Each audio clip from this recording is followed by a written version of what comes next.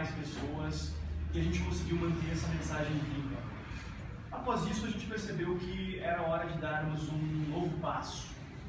E esse novo passo foi dado no dia 24 de abril, com o início da Marcha pela Liberdade. Acho que o Renan fala um pouquinho melhor.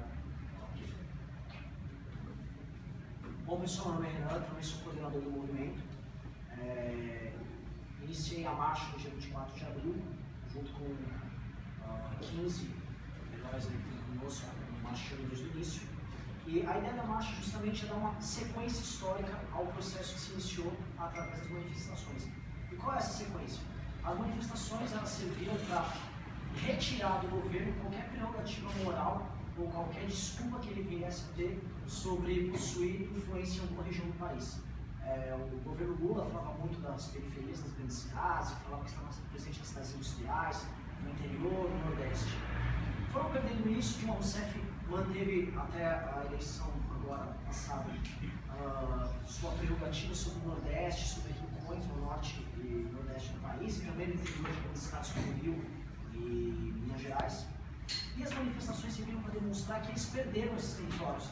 A Dilma Rousseff hoje ela não pode ir em estado nenhum da federação, em cidade alguma da federação, sem ser vaiada, tomar panelaço e sair de lá constrangida. E não apenas ela, o Lula também, e quaisquer outros líderes do PT que venham botar a cara para fora, eles passam por constrangimentos. Isso é muito interessante porque isso transformou o governo de Dilma Rousseff num governo sitiado, um governo que está cercado na capital, tal qual eu gosto de trazer sempre esse exemplo do Império Romano, que ele foi sendo dissolvido aos poucos, ele foi sendo conquistado aos poucos, até que ficasse cercado na capital de Roma e fosse tomado no século V pelo Alarico. Enfim, nosso objetivo para a marcha é sequenciar isso. Já que o governo de Dilma Rousseff não possui mais base de apoio local nenhum no território nacional, o foco agora é buscar Dilma Rousseff na capital. Então, o simbolismo da marcha, inspirado especialmente nas marchas do Martin Luther King,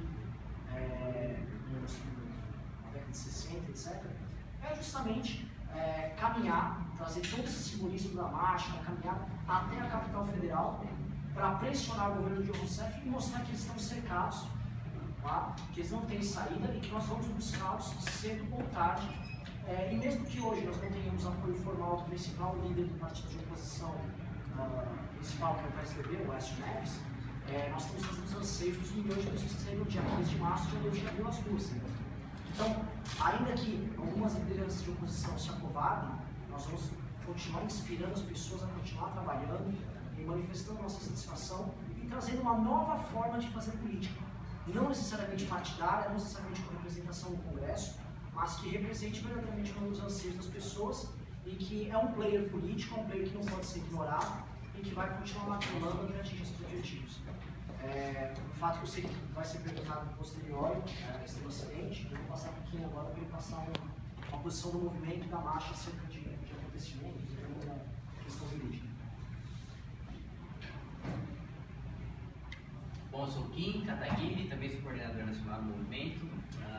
Quanto ao acidente que aconteceu ontem, anteontem, a gente estava caminhando de Abadiânia para Alexânia.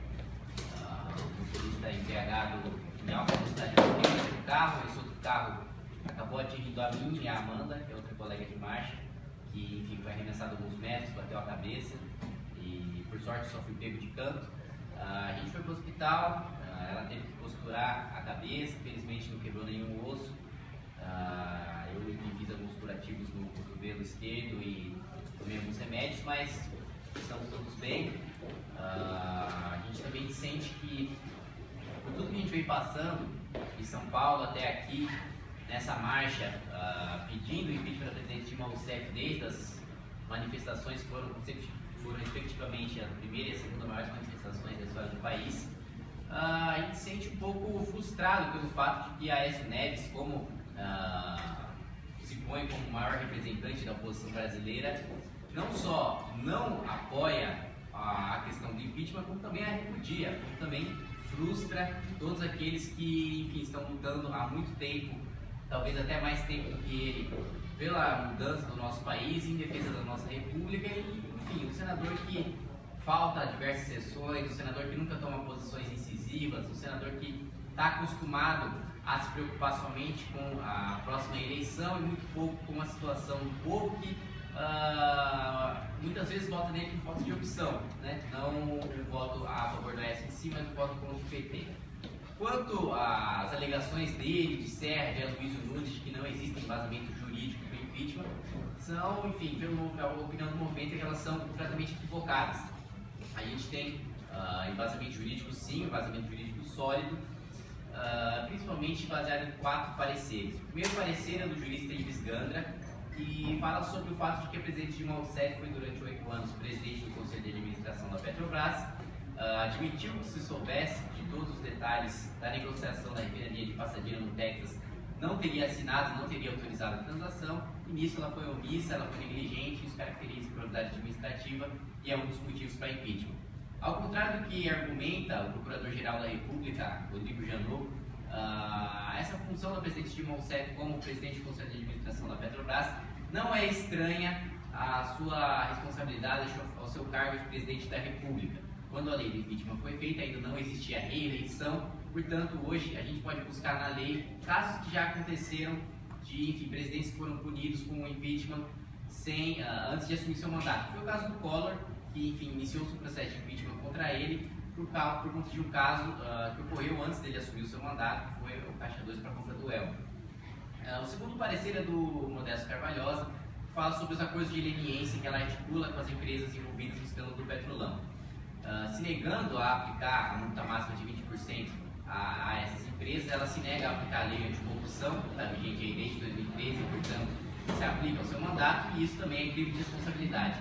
Mais recentemente, a gente teve os pareceres do Tribunal de Contas de União, que fala sobre a maquiagem nas contas públicas e as pedaladas fiscais, que, enfim, basicamente o presidente Dilma Rousseff atrasava repasses do Tesouro para bancos públicos que, enfim, passavam para programas sociais, passavam para a Previdência, e isso é crime fiscal, tanto crime comum quanto crime de responsabilidade. Então a gente acredita que há sim base jurídica para o impeachment, lembrando também que o impeachment também é um processo político.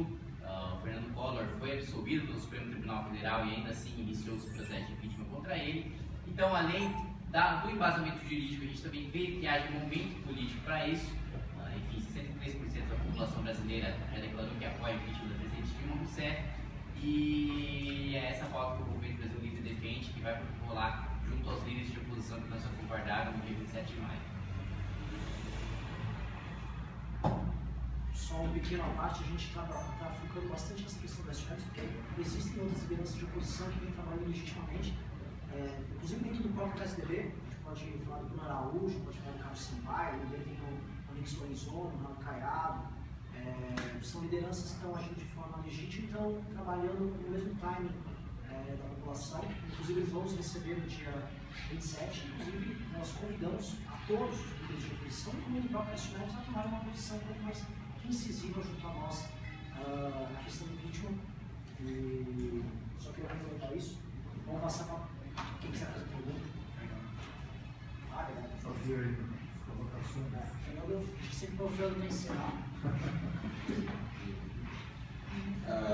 Bom, meu nome é Fernando Holliday, também faço parte da coordenação nacional do movimento. E gostaria de dizer que o Movimento Brasil Livre sempre procurou defender a liberdade em todos os seus aspectos. Defender a liberdade econômica, as liberdades individuais, e foi isso que nos trouxe até aqui. Foi isso que nos levou aos dias 15 de março e aos dias 12 de abril, e foi isso que nos trouxe a marcha pela liberdade. Há vários dias, debaixo de sol, debaixo de chuva, continuamos andando, continuamos caminhando, correndo diversos riscos, e mesmo assim não desistimos, porque acreditamos que a atual conjuntura é tão grave que necessitava de uma atitude ousada, de algo que ninguém havia feito na história recente do nosso país.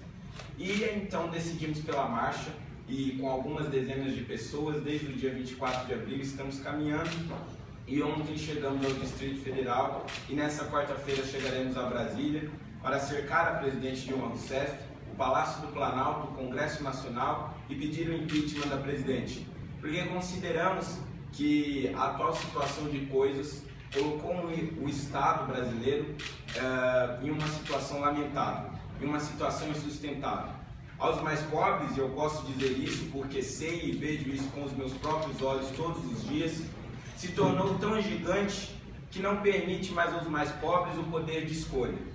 Todos os pobres, sejam eles negros, pardos ou brancos, são obrigados a ter que aturar a educação pública de péssima qualidade, a saúde pública que mais mata do que salva e a péssima qualidade de todos e quaisquer serviços públicos.